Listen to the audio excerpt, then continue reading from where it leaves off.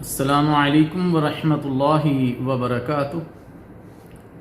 الحمدللہ وکفی والصلاة والسلام علی عبادہ الذین اصطفی، اما بعد۔ نماز کے احکام و مسائل کے سلسلہ میں آج جن موضوعات پر گفتگو ہوگی وہ ہیں اذان کا جواب دینے کی فضیلت، اذان کا جواب دینے کا طریقہ، اذان کے بعد کی دعائیں۔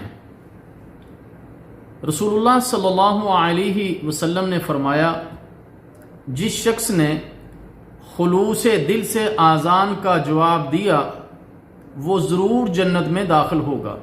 صحیح مسلم۔ اذان کا جواب دینے کا طریقہ یہ ہے، مؤذن کے ساتھ ساتھ اذان کے کلمات کا جواب دیا جائے۔ صحیح مسلم۔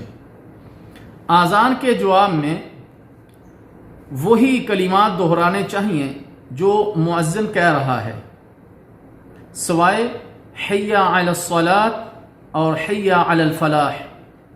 اس کے جواب میں جب مؤذن یہ کلمات کہے تو سننے والے کو لا حول ولا قوت الا باللہ کہنا چاہیے۔ صحیح مسلم۔ اور اشہد ان محمد رسول اللہ، اس کے جواب میں بھی یہی کلمات دہرائے جائیں۔ ان کلمات کے جواب میں انگوٹھے چوم کر آنکھوں پر لگانا کسی بھی صحیح حدیث سے ثابت نہیں ہے۔ سیدنا سعد بن ابی وقاص رضی اللہ تعالی عنہ بیان کرتے ہیں، رسول اللہ صلی اللہ علیہ وسلم نے فرمایا، جو شخص مؤذن کے شہادتین کے کلمات ادا کرنے کے بعد یہ دعا پڑھے اس کے تمام گناہ معاف ہو جائیں گے۔ اشہد ان لا الہ الا اللہ وحدہ لا شریک لہ وان محمدا عبدہ ورسولہ رضیت باللہ ربا وبمحمد رسولا وبالاسلام دینا۔ صحیح ابن خزیمہ۔ اور میں بھی گواہی دیتا ہوں کہ اللہ کے سوا کوئی معبود نہیں، وہ اکیلا ہے، اس کا کوئی شریک نہیں، اور محمد صلی اللہ علیہ وسلم اس کے بندے اور اس کے رسول ہیں۔ میں راضی ہوں اللہ کے رب ہونے پر اور محمد صلی اللہ علیہ وسلم کے رسول ہونے پر اور اسلام کے دین ہونے پر۔ الصلاۃ خیر من النوم کے جواب میں یہی کلمات کہنے چاہیے۔ صدقت وبررت وبالحق نطقت کہنا یہ ثابت نہیں ہے۔ اقامت کا جواب دینا اگرچہ کسی صحیح اور صریح حدیث سے ثابت تو نہیں، لیکن اقامت کو بھی اذان کہا گیا ہے، اس لیے عموم سے استدلال کرتے ہوئے اگر کوئی اقامت کا جواب دے لیتا ہے تو اس میں بھی کوئی حرج نہیں، واللہ اعلم۔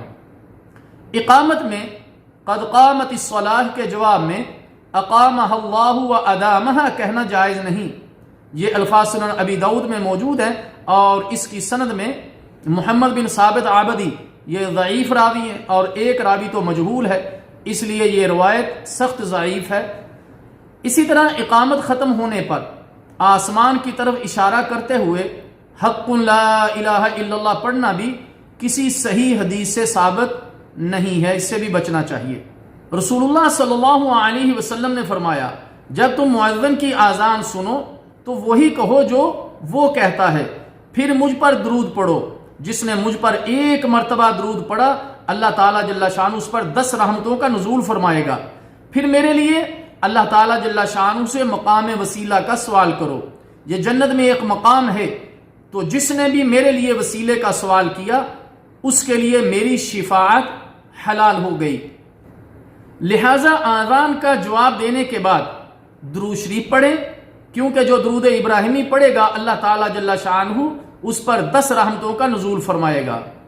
پھر یہ دعائے وسیلہ پڑھے، اللہم رب هذه الدعوة التامة والصلاة القائمة آت محمدا الوسیلة والفضیلة وابعثه مقاما محمودا الذي وعدته انك لا تخلف المیعاد۔ صحیح بخاری۔ اے اللہ، اس کامل دعوت اور کھڑی ہونے والی نماز کے رب محمد صلی اللہ علیہ وسلم کو مقام وسیلہ اور فضیلت عطا فرما اور انہیں مقام محمود پر فائز فرما جس کا تو نے ان سے وعدہ کیا ہے بے شک تو وعدہ خلافی نہیں کرتا۔ آذان اور اقامت کے درمیان دعا کرنا کیسا ہے؟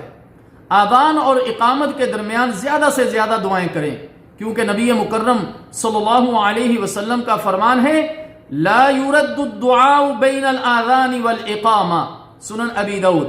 آذان اور اقامت کے درمیان مانگی جانے والی دعا رد نہیں ہوتی۔ اللہ تعالیٰ جل شانہ سے دعا ہے کہ اللہ تعالیٰ ہمیں ان مسائل کو سمجھنے اور عمل کی توفیق عطا فرمائے۔ والسلام علیکم ورحمۃ اللہ وبرکاتہ۔